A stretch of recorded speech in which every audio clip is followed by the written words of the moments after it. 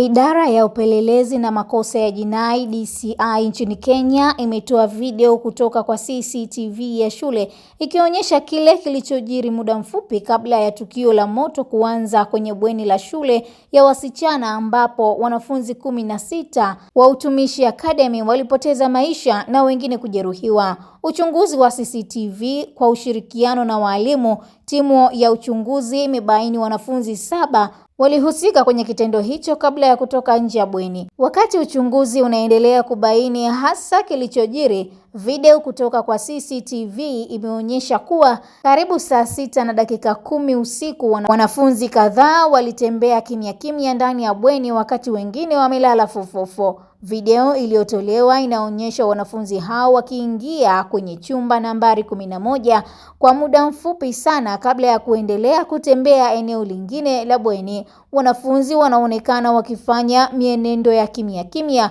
huku mmoja akiwa amejifunika uso. Dakika chache baadaye wanafunzi 3 wameonekana wakitembea kwa haraka kutoka nje ya bweni huku wawili wakisalia nyuma.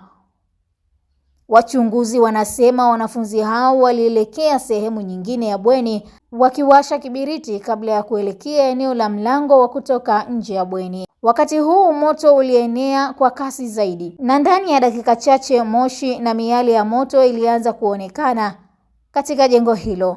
Kufikia saa 6:13 hofu ilikuwa imezuka ndani ya bweni hilo huku wanafunzi wakiamka kutokana na moshi mwingi na miale ya moto inayozidi kuongezeka.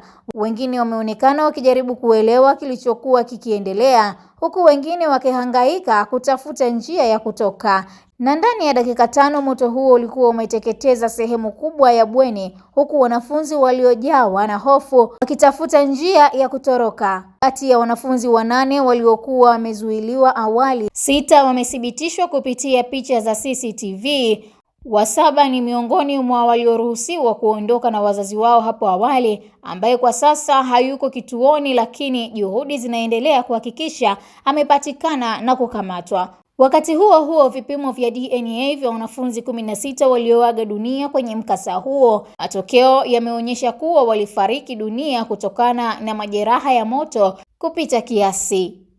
Usisahau kulike, kucomment, kushare na kusubscribe.